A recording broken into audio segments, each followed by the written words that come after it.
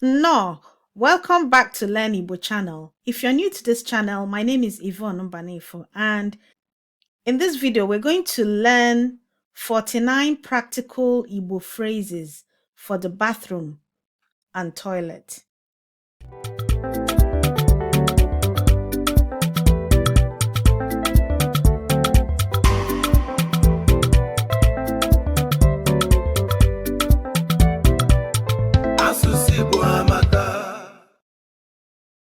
So in this video, we're going to learn 49 phrases that will come in useful when you're talking about anything that has to do with the bathroom or toilet. But before we start, I'm going to point out that in some of the phrases, I talk about ụlọ mposi and ụlọ nsa ahụ. Ụlọ mposi is a toilet as toilet, but in modern bathrooms, you have both the bathroom and the toilet in it. So you can have ụlọ nsa ahụ or ụlọ mposi. Ụlọ nsa ahụ is actually where you have a shower, and ụlọ mposi is where you do the other business, the toilet. Ready? Let's begin. Ka anyị bido. Ka m jee wụọ ahụ. Ka m jee wụọ ahụ. Ana m aga ịsa eze m. Ana m aga ịsa eze m. Kedu nke bụ atụ bekee m? Kedu nke bụ atụ bekee m?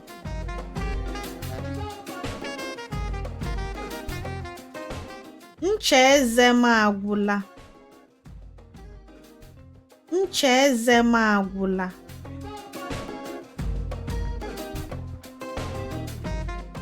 Ncha eze ọhụụ a na-ekpo ekpo. Ncha eze ọhụụ a na-ekpo ekpo.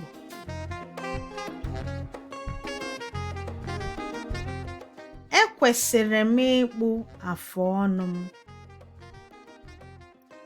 Ekwesịrị m ịkpụ afụ ọnụ m. Ka m kpụpụ afụ ọnụ m.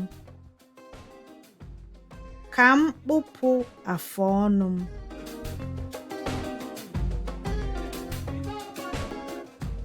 Mamịrị na-akpa m. Mamịrị na-akpa m.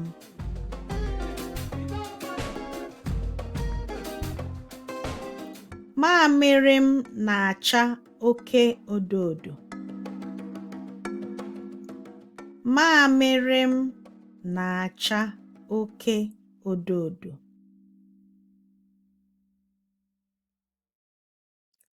Afọ na-asa m. Afọ na-asa m. Ncha bara m n'anya. Ncha bara m n'anya.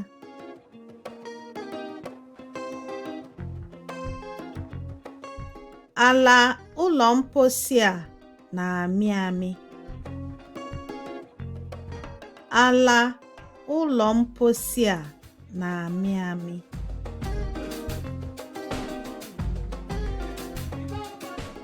Ala ụlọ mposi a dere ede. Ala ụlọ mposi a dere ede.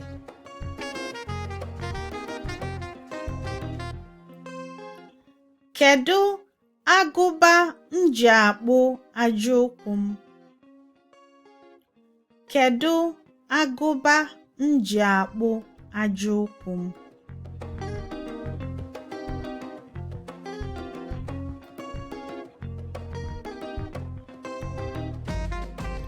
Ọ na-awụ ahụ kwa ụbọchị. Ọ na-awụ ahụ kwa ụbọchị.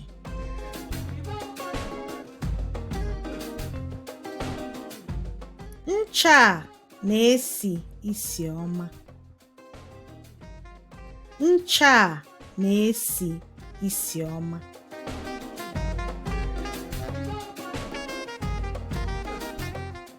Iko m ji asa eze adịghị ọcha.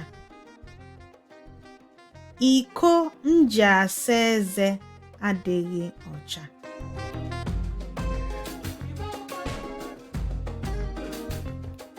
Ogbo m dara n'ala. Ogbo m dara n'ala.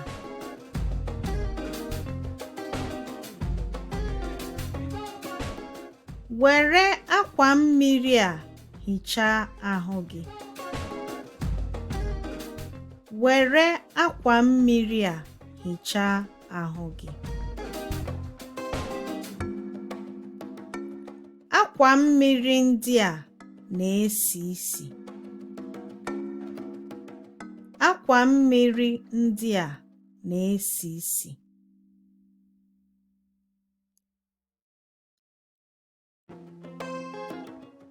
Akwụkwọ mposi agwụla.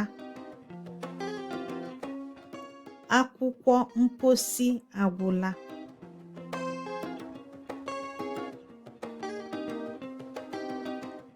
Meghee mbọ a tupu ị wụọ ahụ. Meghee mbọ a tupu ị wụọ ahụ.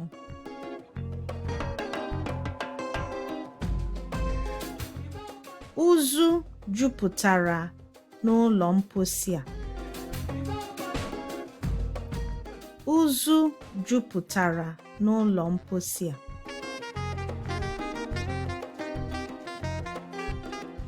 Ụmụaka wụsara onwe ha mmiri n'ime ọkụ nsa ahụ. Ụmụaka wụsara onwe ha mmiri n'ime ọkụ nsa ahụ.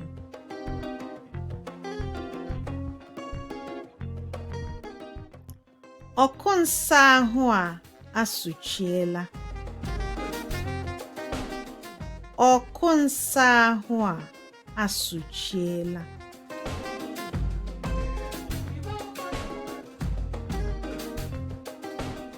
Ụfụfụ ncha juru ebe niile.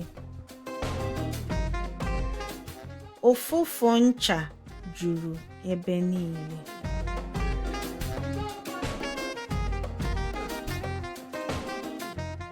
Ọ gbara onwe ya ncha, wee ṅachapụ ncha dị n'ahụ ya. Ọ gbara onwe ya ncha, wee ṅachapụ ncha dị n'ahụ ya.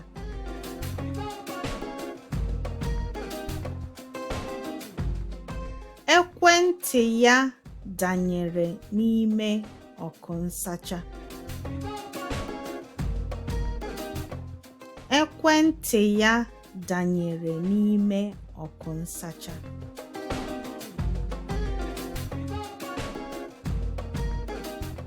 Mmiri ọkụ ka m ji asa ahụ. Mmiri ọkụ ka m ji asa ahụ.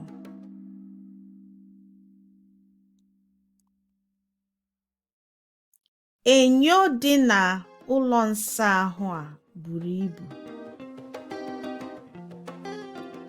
Enyo dị na ụlọ nsa ahụ a buru ibu.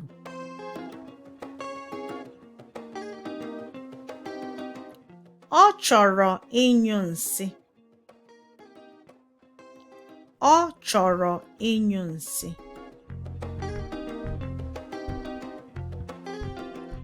Ọ gara ime mposi. Ọ gara ime mposi. Biko kpochapụ mposi. Biko kpochapụ mposi. Ị kwọọla aka gị? Ị kwọọla aka gị?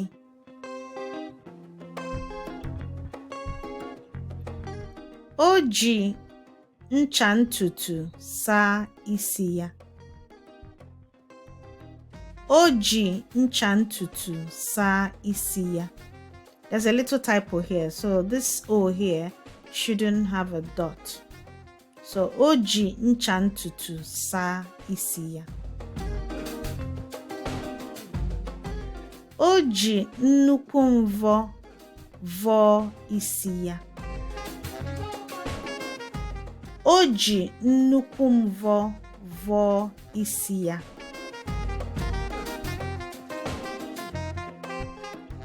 Dọpụta mkpuchi ọkụ nsa ahụ ka mmiri gbapụ.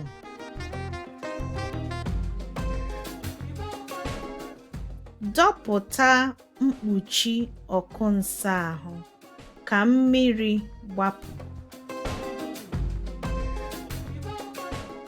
Dọpụta mkpuchi ọkụ nsa ahụ ka mmiri gbapụ. Ifi banyere onwe ya n'ime ọkụ nsa ahụ. Ifi banyere onwe ya n'ime ọkụ nsa ahụ.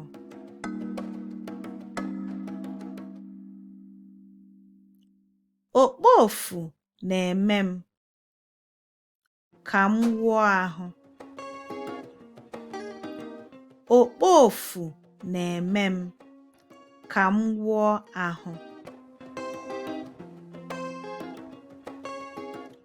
Ị ga-anọte aka n'ụlọ mposi? Ị ga-anọte aka n'ụlọ mposi?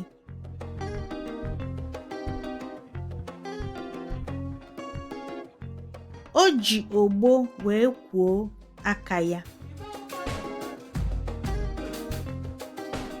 O ji ogbo wee kwoo aka ya. O ji ogbo wee kwoo aka ya. Ụlọ mposi a na-esi isi. Ụlọ mposi a na-esi isi.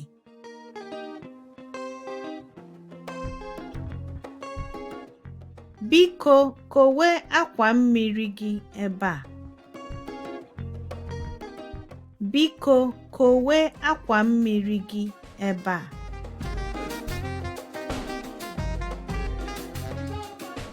O ji akwa mmiri buru ibu kpuchie ahụ ya. O ji akwa mmiri buru ibu kpuchie ahụ ya.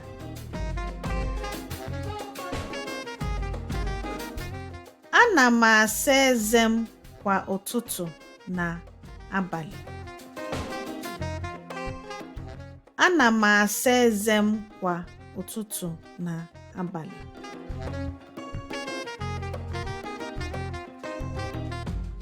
Gbanyụọ ọgbanaga ahụ. Gbanyụọ ọgbanaga ahụ.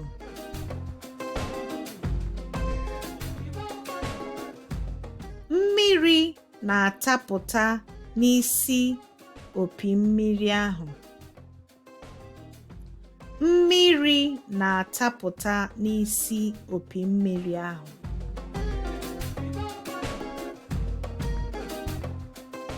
Akụkụ ọgbanaga mmemme bụ nke mmiri ọkụ.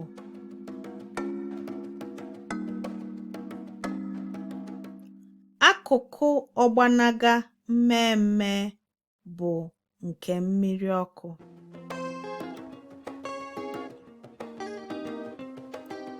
Akụkụ ọgbanaga anụnụ anụnụ bụ nke mmiri oyi. Akụkụ ọgbanaga anụnụ anụnụ bụ nke mmiri oyi. So that's it for the 49 practical Igbo phrases for the bathroom and toilet. So you need to listen to it over and over again, and it's also color-coded, so you can match what each word means in Igbo and English. So if you found this video of some value or use, please hit the like button, and if you haven't yet done so, subscribe to my YouTube channel and hit the bell icon so that whenever I upload a new video, you will get a notification. That's it for now. Komesia. See you soon.